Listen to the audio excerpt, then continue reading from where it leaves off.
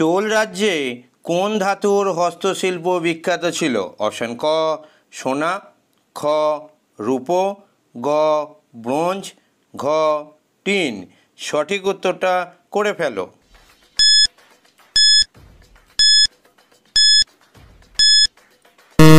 একদম সঠিক উত্তর হচ্ছে অপশান গ ব্রোঞ্জ। অর্থাৎ চোল রাজ্যে ব্রোঞ্জ ধাতুর হস্তশিল্প বিখ্যাত ছিল। নেক্সট দেখো 2 নম্বর প্রশ্ন। 2 নম্বর প্রশ্নে কি বলা হয়েছে তোমরা দেখতে পাচ্ছ নিশ্চয়ই। 2 নম্বর প্রশ্নে বলা হয়েছে চোল রাজ্যের প্রদেশকে কি বলা হতো? অপশান ক সভা, খ মণ্ডলম, গ সমিতি, ঘ নাড়ু। সঠিক উত্তরটা করে ফেলো।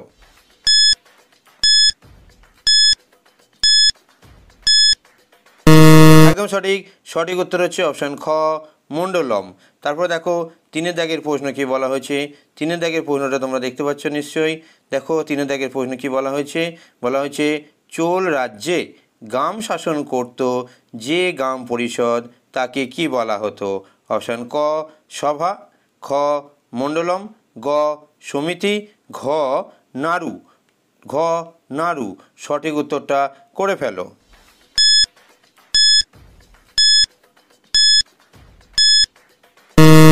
একদম সঠিক উত্তর হচ্ছে অপশান ঘ নাড়ু। অর্থাৎ চোল রাজ্যে গ্রাম শাসন করত যে গ্রাম পরিষদ তাকে কি বলা হতো? তাকে বলা হতো নাড়ু। তারপরে দেখো নেক্সট প্রশ্ন কি আছে, 4 নম্বর প্রশ্ন। 4 নম্বর প্রশ্ন কি আছে দেখতে পাচ্ছ নিশ্চয়ই। চোল রাজ্যের নগর পরিষদকে কি বলা হতো? অপশান ক নগরম, খ মণ্ডলম, গ সমিতি, ঘ নাড়ু। সঠিক উত্তরটা করে ফেলো।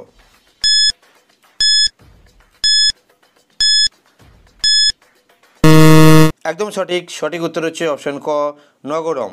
তারপরে দেখো 5 দাগের প্রশ্ন কি বলা হয়েছে দেখতে পাচ্ছ নিশ্চয়ই।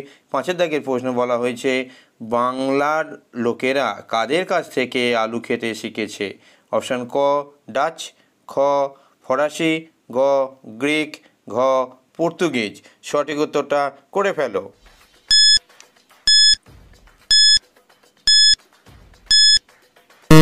একদম সঠিক উত্তর হচ্ছে অপশান ঘ পর্তুগিজ। তারপর দেখো 6 দাগের প্রশ্ন কি বলা হয়েছে দেখতে পাচ্ছ নিশ্চয়ই। 6 দাগের প্রশ্নে বলা হয়েছে কোন রাজাদের আমলে নালন্দা বিশ্ববিদ্যালয় প্রতিষ্ঠিত হয়? অপশান ক পাল, খ সেন, গ গুপ্ত, ঘ মৌর্য। সঠিক উত্তরটা করে ফেলো।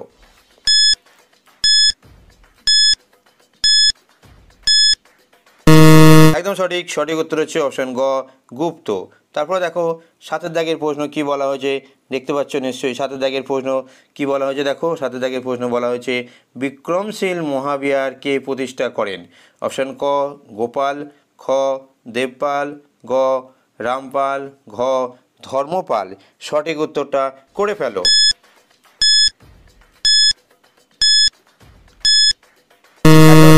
সঠিক উত্তর হচ্ছে অপশান ঘ ধর্মপাল।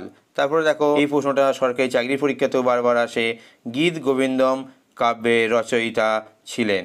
অপশান ক জয়দেব, খ ধৈ, গ তুলসীদাস, ঘ হর্ষবর্ধন।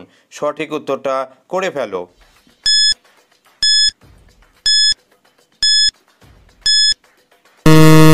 একদম সঠিক উত্তর হচ্ছে অপশান ক জয়দেব। অর্থাৎ গীত গোবিন্দ কাব্যের রচয়িতা কে না জয়দেব।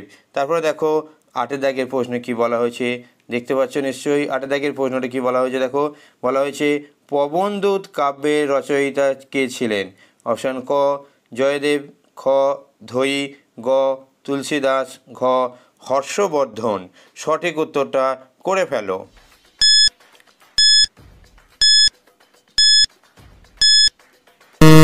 একদম সঠিক উত্তর হচ্ছে অপশান খ ধৈ। তারপর দেখো 9 নম্বর প্রশ্ন কি বলা হয়েছে। 9 নম্বর প্রশ্নে বলা হয়েছে নির্বাণ শব্দের অর্থ কী? অপশান ক মুক্তি, খ যুক্তি, গ বিকাশ, ঘ বৃদ্ধি। সঠিক উত্তরটা করে ফেলো।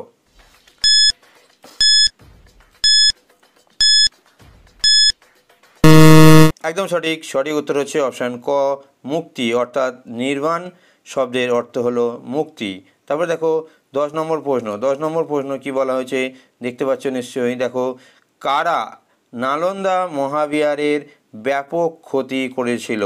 অপশান ক তুর্কি, খ ফরাসি, গ গ্রিক, ঘ পর্তুগিজ। সঠিক উত্তরটা করে ফেলো।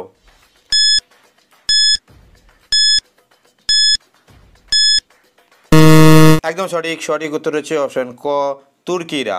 তারপরে দেখো 11 দাগের প্রশ্ন কি বলা হয়েছে। 11 দাগের প্রশ্ন তোমরা দেখতে পাচ্ছ নিশ্চয়ই।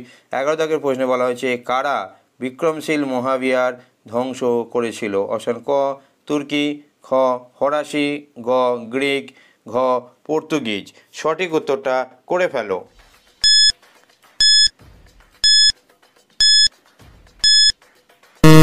একদম সঠিক, সঠিক উত্তর হচ্ছে অপশান ক তুর্কি। তারপরে দেখো 12 দাগের প্রশ্ন, 12 দাগের প্রশ্নটা খুবই গুরুত্বপূর্ণ প্রশ্ন। ব্রাহ্মণ সর্বস্ব গ্রন্থের রচয়িতা ছিলেন? কে ছিলেন? না হলায়ুদ, খ সর্বানন্দ, গ তুলসীদাস, ঘ হর্ষবর্ধন। সঠিক উত্তরটা করে ফেলো।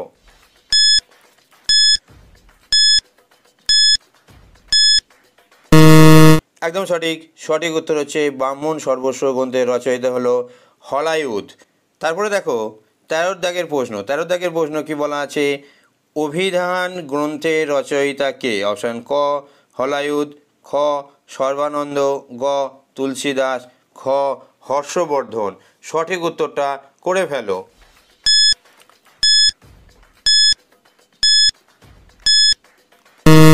13 দাগের প্রশ্নটা দেখো, অভিধান গ্রন্থের রচয়িতা কে? ক হলায়ুদ, খ সর্বানন্দ, গ তুলসীদাস, ঘ হর্ষবর্ধন। সঠিক উত্তরটা করে ফেলো।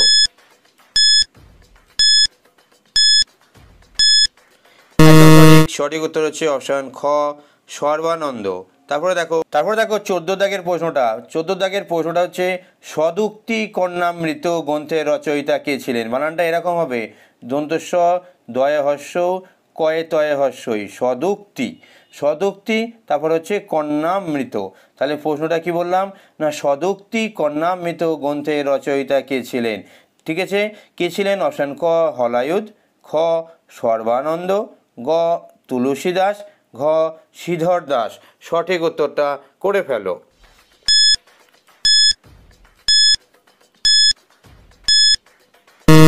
একদম সঠিক, সঠিক উত্তর কোনটা? না অপশান ঘ শ্রীধর দাস। শ্রীধর দাস তিনি সদুক্তি কন্যামৃত গ্রন্থটা লিখেছিলেন। নেক্সট দেখো 15 দাগের প্রশ্ন, 15 দাগের প্রশ্ন কি বলা আছে দেখে নাও। দেখতে পাচ্ছ নিশ্চয়ই। 15 দাগের প্রশ্ন বলা আছে দক্ষিণ ভারতের বণিকদের কি বলা হতো? অপশান ক নগরম, খ মণ্ডলম, গ চেট্টি, ঘ নাড়ু। সঠিক উত্তরটা করে ফেলো।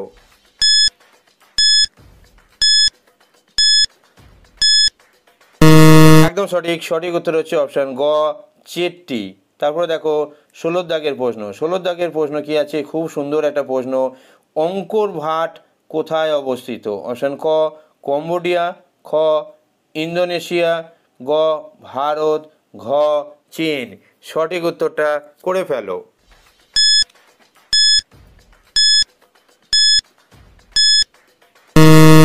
একদম সঠিক, সঠিক উত্তর হচ্ছে কম্বোডিয়া। নেক্সট দেখো 17 দাগের প্রশ্ন, 17 দাগের প্রশ্নটা খুবই গুরুত্বপূর্ণ প্রশ্ন। বলা আছে বোরোবুদুর কোথায় অবস্থিত? অপশান ক কম্বোডিয়ায়, খ ইন্দোনেশিয়ায়, গ ভারতে, ঘ চীনে। সঠিক উত্তরটা করে ফেলো। সঠিক, সঠিক উত্তর হচ্ছে অপশান খ ইন্দোনেশিয়ায়। তারপরে দেখো 18 দাগের প্রশ্ন, 18 দাগের প্রশ্নে কি বলা আছে একটু দেখতে পাচ্ছ নিশ্চয়ই। কম্বোডিয়ার অঙ্কর ভাট মন্দিরটি কোন দেবতার মন্দির? অপশান ক বিষ্ণু, খ শিব, গ বরুণ, ঘ অগ্নি। সঠিক উত্তরটা করে ফেলো।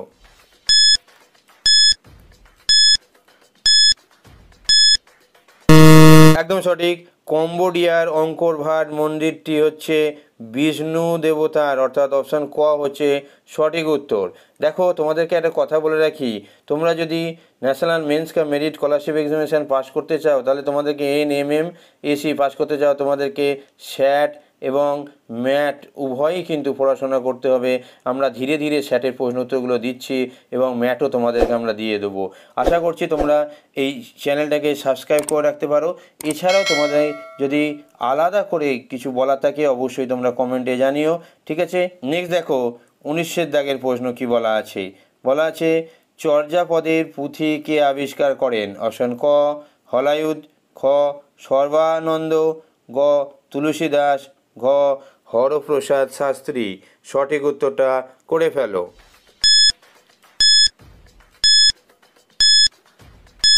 একদম সঠিক, সঠিক উত্তর হচ্ছে অপশান ঘ হরপ্রসাদ শাস্ত্রী। তারপরে দেখো 20 দাগের প্রশ্ন। 20 দাগের প্রশ্নটা কি বলা হয়েছে দেখে নাও। দেখতে পাচ্ছ নিশ্চয়ই 20 দাগের প্রশ্নটা বলা হয়েছে রামচরিত মানস গ্রন্থের রচয়িতা কে ছিলেন? অপশান ক জয়দেব, খ ধৈ, গ তুলসীদাস, ঘ হর্ষবর্ধন। সঠিক উত্তরটা করে ফেলো।